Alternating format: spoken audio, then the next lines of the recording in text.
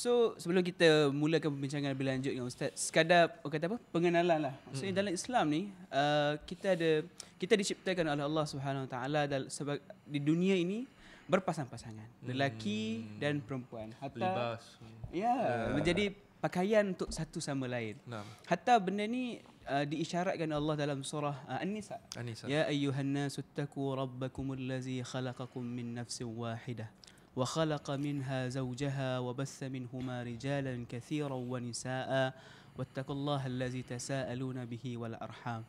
Wahai sekalian manusia, bertakwalah kepada Tuhan kamu yang menciptakan kalian semua daripada satu nyawa, yang menjadikan kalian lelaki dan perempuan. Wa bassa minhuma rijalan katsiran wa nisaa, dan bertakwalah kepada Allah. Wattaqullaha allazi tasaaluna bihi wal arham, yang mana kamu mohon daripadanya rahmat dan kasih sayang. Maksudnya di sini Brother Hilmi, Allah Ta'ala menciptakan manusia ni untuk hidup berpasang-pasangan. Dan hidup berpasang-pasangan itu adalah sebahagian besar daripada kehidupan kita menjadi manusia di dunia ni. That's why they say you're completing half of your deen. Half of your deen. Bila kata half of your deen tu maksudnya half of your life lah, because deen is your entire life. Betul. So bila kita memenuhi sebahagian pada hidup kita dalam Islam, nikmat ataupun nikmat ataupun hak dia mesti datang bersama tanggungjawab. Dia tidak ada dalam Islam ni kau dapat hak sekian-sekian, itu je. Maksudnya you have your right, you can be a leader, you can be a husband. Tapi sebab you dapat benda tu, just enjoy your free benefits. authority lah. Free authority orang kata. Betul. Tapi dalam Islam tak ada konsep tu. Semua datang mesti sebelum datangnya hak, penuhilah tanggungjawab. Sebab itulah kita berbincang hari ini mengenai nafkah. Sebab dalam pernikahan tidak lain tidak bukan bila berkahwin sahaja maka suami pasti perlu untuk memenuhi nafkah isterinya. Jadi insyaAllah maybe Ustaz boleh jelaskan lebih lanjut apakah sebenarnya konsep nafkah itu dan sejauh mana nafkah yang sebenarnya dimaksudkan oleh syariat Islam itu sendiri. Baik, bismillah wassalatu wassalamu ala rasulillah. Okay. Benda ni sebenarnya kalau kita perhatikan tajuk ni, sebenarnya tajuk yang kalau siapa yang tak kahwin pun sepatutnya tengok pada mak bapak dia faham. Sebenarnya. Kan, apa sekitaran kan kita ada dalam keluarga. Dan Allah Ta'ala jadikan kita dapat lihat benda di sekeliling kita. Tiap-tiap hari ada adik kita kahwin, ada kakak kita kahwin, abang kita kahwin sebagainya, dan mak saudara kita. So benda ni memang benda yang sebenarnya proses hidup yang kita lari.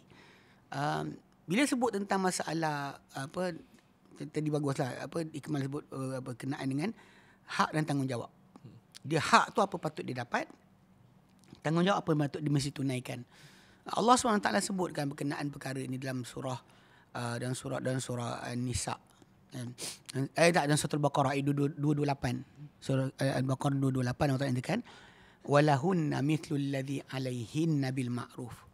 Dan untuk mereka golongan wanita ni apa kena ke atas mereka, mana untuk mereka seumpama apa kena ke atas mereka dengan baik.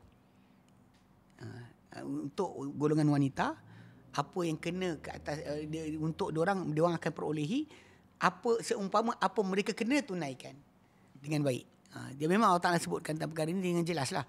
So, bila kita kata tajuk tentang hak dan tanggungjawab ni, memang sebenarnya patut dipelajari oleh semua orang. Start daripada mula sebelum perkahwinan lagi. Kita yang tak kahwin lagi pun kena belajar. Yang dah kahwin pun kena buka balik. Kan? Sentiasa sebab kadang-kadang kita bimbang dalam tajuk perkahwinan tadi kita lupa berkenaan dengan hak dan tanggungjawab tadi. Yang Allah Ta'ala kan soal. Kan? Bagi pihak yang tak tunaikan tanggungjawab dia akan disoal. Pihak yang berikan hak atau tak mendapat hak pun akan diadili oleh Allah Subhanahu Wa Taala, berikan dia keadilan. Yang tak buat pun kena ditanya, yang tak dapat pun Allah Ta'ala akan berikan mereka pengadilan. Dia takkan kosong macam tu. Jadi bila kita lihat, memang para ulama bahaskan tentang tajuk hak dan juga tanggungjawab ni bagi suami dan isteri ni, memang ada benda yang berkaitan dengan dua-dua kena tunaikan. Ada berkaitan dengan benda yang suami kena tunaikan, lepas tu ada benda yang isteri kena tunaikan. Dia ikut pecahan macam tu. Ada benda yang kalau kita kata dari segi masalah apa yang dua-dua pihak kena tunaikan, maksud dia tanggungjawab yang dia bersama adalah yang paling besar sekali adalah layanan yang baik. Allah Ta'ala kata wa'ashiruhunna bil ma'ruf, dan layanlah mereka isteri-isteri kamu dengan baik.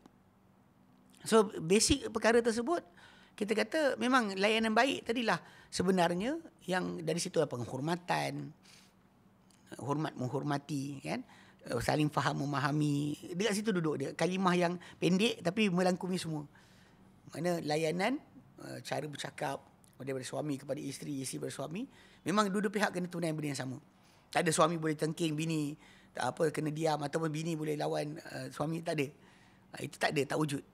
Memang ini dua-dua pihak. Tapi bila kita kecilkan pula pada skop yang apa suami kena tunaikan kepada isteri, mana tanggungjawab suami kepada isteri, maka para ulama bahaskan, dia kata ada perkara yang berkaitan dengan dipanggil hak berbentuk harta, dan kemudian hak yang bukan bentuk harta. Dia pecahkan macam tu. Hak harta, hak bukan harta. Hak harta ni akan merujuk kepada dua perkara besar lah. Pertama berkenaan dengan tajuk mahar. Dan bila Allah Ta'ala kata dalam Quran, wa atun nisa'an as-sadaqatihinna nihlah, dan berikanlah akan wanita-wanita berkenaan mahar mereka dengan secara sukarela, dengan satu bentuk yang wajib. Dia tak boleh tak bagi. Memang mahar tadi adalah perkara yang mesti ditunaikan. Itu harta, yang bentuk harta. Yang kemudian kalau bentuk yang harta juga tapi bukan selain mahar, dia akan melibatkan masalah makan, pakai dan tempat tinggal. Makanan, pakaian, tempat tinggal. Ini kita lihat kalau makanan, Nabi kita Muhammad SAW sendiri, baginda akan menyediakan makanan keluarga dia kadang-kadang sampai setahun. Oh, prepack. For 1 year. Pasal baginda biasanya akan ambil contoh macam kebun di Khaybar yang dapat tanah kepada Nabi SAW, yang kita bincang dalam tajuk ketika perbincangan tentang Syiah tu, ingat? Kita sebutkan tentang harta yang Nabi tinggalkan, sekeping tanah. Yang tanah tadi Nabi akan bila keluar hasil, Nabi akan ambil untuk makanan keluarga baginda selama setahun. Kemudian yang baki baginda sedekahkan. Berterusan macam itulah. Zaman Abu Bakar pun buat macam tu juga. Dia ketepikan untuk setahun keluarga Nabi SAW punya makanan, lepas tu yang lain sedekahkan. Zaman Abu Bakar, zaman Umar suruh Ali dengan Abbas bin Abdul Muttalib untuk uruskan cara yang sama. Maksud dia, jadi kalau itu kita lihat providing, memang Nabi provide lah. Termasuk tempat tinggal. Tempat tinggal kan, tempat yang di mana isteri tu kena tinggal, kena sediakan. Tak boleh kita kata macam awak tinggal di mana saya tinggal. Tak, dia kena sediakan tempat yang selamat untuk isteri tu berada. Untuk makan, pakai, tempat tinggal tu. Pakaian pun sama juga. Apa yang untuk menjadi untuk menutup diri isteri dia daripada pandangan orang. Benda tu dia kena sediakan. So ini kalau kita kata ini masuk dalam hak harta. Kalau hak berkenaan bukan harta pula, dia akan melibatkan yang suami tu kena tunaikan. Pertama, kalau dia banyak isteri, keadilan. Kalau dia ada 3-4 orang isteri, 2-3 isteri, maka dia kena berlaku adil pada semua isteri tersebut. Kemudian selain itu juga masalah memenuhi akan kehendak keperluan layanan isteri tersebut. Sebab isteri tadi sebagai manusia dia pun ada sexual needs. So lelaki pun kena tunaikan juga. Itu berkaitan dengan tu. Dan kemudian yang tadi kita kata macam masalah yang ni masuk balik pada awal tadi. Jadi layan dengan baik, bercakap dengan lembut, kan, tidak membebankan isteri tadi dengan kerja-kerja yang dia tak mampu. So benda-benda berkenaan dia kata apa yang suami kena tunaikan. Tapi yang bila sebut tentang yang harta tadi tu, yang hak harta, pertama mahar, kedua makan, pakai, tempat tinggal.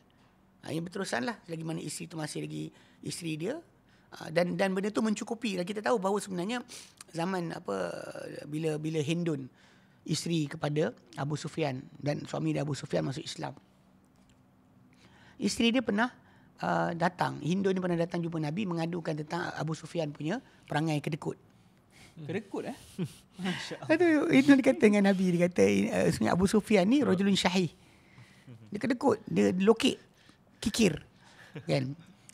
Jadi aku tak dapat cukup. Nabi kata ambillah daripada harta dia apa yang cukup untuk engkau dan anak engkau. So benda tu memang hak isteri tu boleh ambil macam tu je. Tak tanya suami tu, bang saya ambil, tak ada. apa cukup untuk keperluan. Duit dia bukan lebih lah macam duit raya, bukan.